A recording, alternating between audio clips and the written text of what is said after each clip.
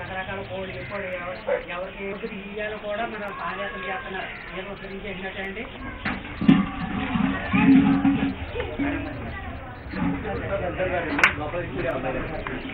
వైఎస్ఆర్సీపీ కడపడి కార్యక్రమంలో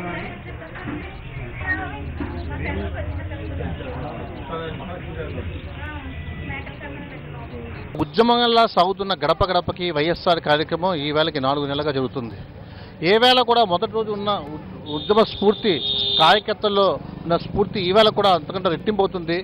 ప్రజల దగ్గరికి వెళ్తూ వాళ్ళతో మమైక్యం అవుతూ ఒక రాజకీయ పార్టీ, రాజకీయ కార్యకర్తలు, ఇక్కడ పార్టీ నాయకులు ప్రజలతో మమైక్యం అవుతున్న ఇంత ఉద్యమం, ఇంత లాంగ్ జనరేషన్ ఉద్యమం ఒక జగన్మోహన్ రెడ్డి గారికి సాధ్యం, ఇంకెవరికి సాధ్యం కాదు.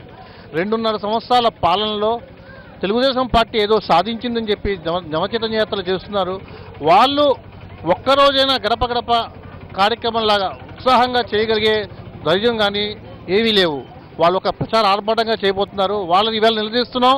ఈ 2.5 సంవత్సరాలు ఇచ్చిన 100 హామీల్లో ప్రజలకు మేము పంపించిన బ్యాలెట్లో వాళ్ళు చేసింది ఏముందన్నది ఒక్కసారైనా ఒక్క మాటైనా చెప్పాలని కోరుకుంటున్నాం. డాక్టర్ మహిళలు కావచ్చు, బాబు వస్తే జాబ్ వస్తుందని కావచ్చు, ఆరోగ్యశ్రీని డైల్యూట్ చేయడం కావచ్చు, స్మార్ట్ సిటీ పేరుతో కాకినాడ నిర్వీణం చేయడం కావచ్చు, ఏవైనా కూడా ఇక్కడ ప్రజాప్రతినిధులు కానీ పార్టీ నాయకులు కానీ చేస్తున్న దండాలు ప్రజలు చికాకు పడుతున్నారు. ఒక్కసారైనా వాళ్ళని ఆహ్వానిస్తారని అనుకోవట్లేదు. వాళ్ళు చేస్తున్న ఆర్భాటాన్ని మన మీడియా వాళ్ళ ద్వారా తీసుకెళ్ళి వాళ్ళొకసారి చూపిస్తే నిజం ఏంటో తెలుస్తుంది. ప్రజలు నిజమైన విధానం చూపిస్తారు. వాళ్ళని ఎక్కడా కూడా ఆహ్వానించరు, చేరించుకునే పరిస్థితి ఉందని చెప్పి నేను ఈ విధంగా తెలియజేసుకుంటున్నాను.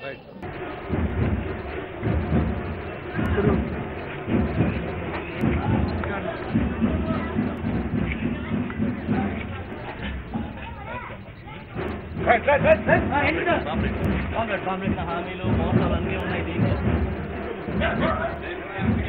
ఎలా వచ్చింటారు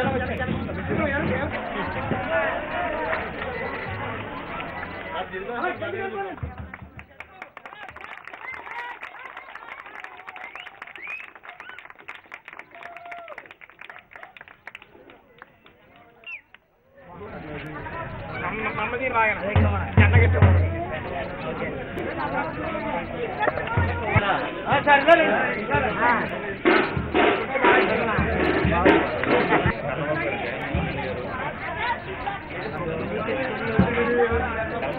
దొంగ మనకి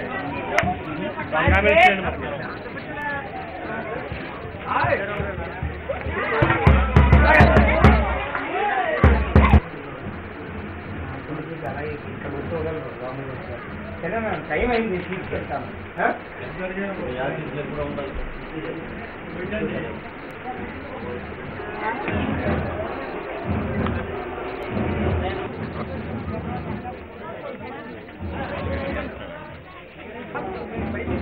నీ దగ్గర కాపీ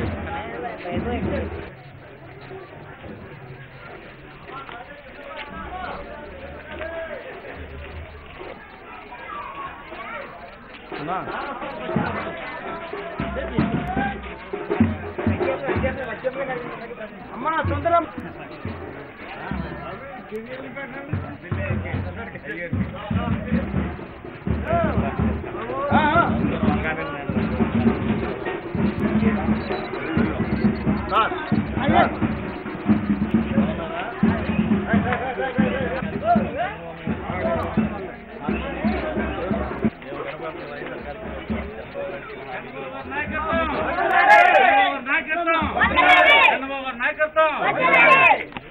జై జగన్, జై జగన్, జై జగన్, జై జగన్.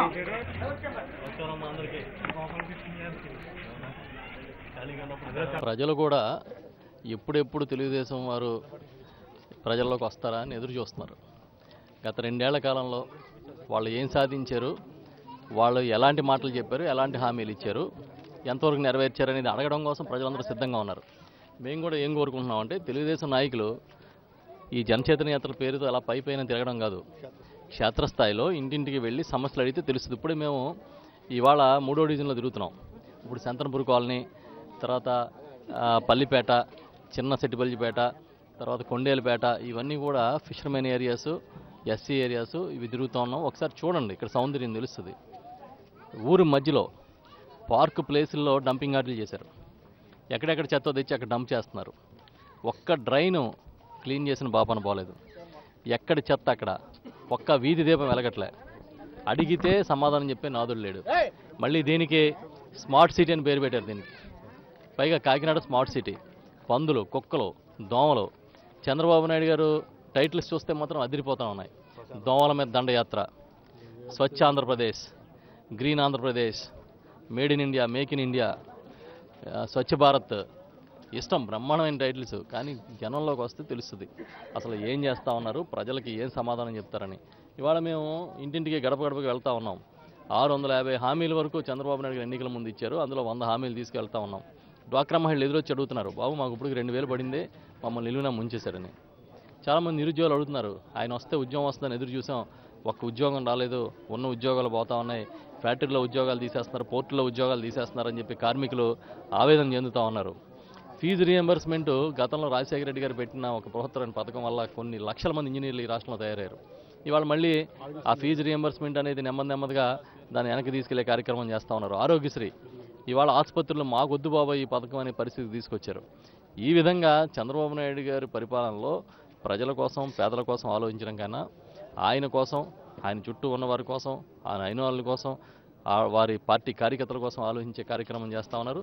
మేము ఒకటే అడుగుతున్నాం, మీరు జనచైతన్య యాత్రలకు వచ్చి పైపైన తూతు మంత్రంగా ప్రచారం చేసి వెళ్ళడం కాదు, ఇంటింటికి వెళ్ళండి, క్షేత్రస్థాయి సమస్యలను అధ్యయనం చేయండి, వాటిని పరిష్కరించడానికి, మీరు ఇచ్చిన హామీలను పరిష్కరించడానికి ప్రయత్నం చేయమని కోరుతా ఉన్నాం. ఇప్పుడు మమ్మల్ని అడుగుతున్నారు చాలామంది మహిళలు కూడా బయటకు వచ్చి, బాబు చెత్త తీయట్లేదు, రోడ్లు ఓడ్చట్లేదు, వీధి దీపాలు వెలగట్లేదు, కుళాయిలు రావట్లేదు. మేము అధికారంలో లేము, ప్రతిపక్షంగా మేము పోరాటం చేయగలుగుతాం. మేమేం చెప్తా ఉన్నామంటే మీ శానిటేషన్ అభివృద్ధి చేయండి, మీ దోమల మీద దండయాత్ర అని చెప్పి పిల్లల్ని, డ్వాక్రా మహిళలను రోడ్డు మీద ఎక్కిస్తే కాదు.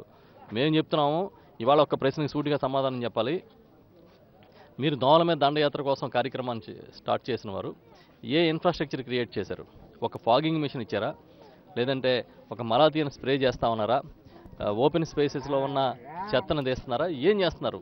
ఏమీ చేయకుండా మీరు కేవలం ఏదో ప్రచారం చేసి స్కూల్ పిల్లల్ని తీసుకొచ్చి, డ్వాక్రా మహిళలను తీసుకొచ్చి దోమల మీద దండయాత్ర అని చెప్పి పెద్ద ఆర్భాటం చేస్తే, కార్యక్రమాలు చేస్తే అది పరిష్కారం కాదని చెప్పి సందర్భంగా తెలియజేస్తా ఉన్నాం. గడప గడపగా వైఎస్ఆర్ కార్యక్రమం చాలా విజయవంతంగా జరుగుతుంది. ఈ తూర్పుగోదావరి జిల్లాలో దాదాపు 19 నియోజకవర్గాల్లో కూడా చాలా వేలాది ఏళ్లకు ప్రతిరోజు వైఎస్ఆర్ పార్టీ నాయకులు కానీ, కార్యకర్తలు కానీ వెళ్తా ఉన్నారు. చాలా సంతృప్తికరంగా ఈ కార్యక్రమం జరుగుతూ ఉంది.